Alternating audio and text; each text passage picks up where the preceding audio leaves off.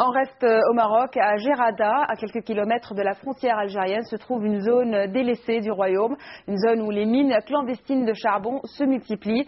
La première mine a été ouverte en 1926 par les Belges, puis développée par les Français sous le protectorat. À cette époque-là, toute la ville a été créée pour héberger les ouvriers de la société Charbonnage.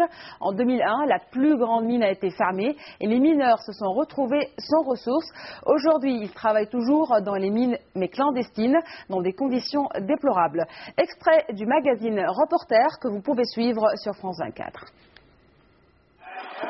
5 heures du matin, c'est l'heure de la première prière à Gerada. C'est aussi l'heure des au revoir.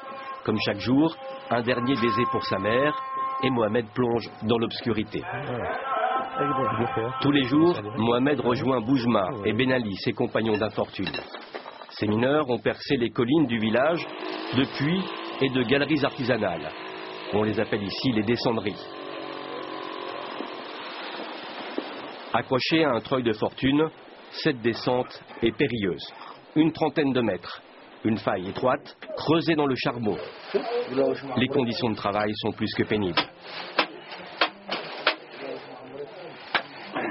8 à 10 heures de taille, armés de seuls pics et de burins.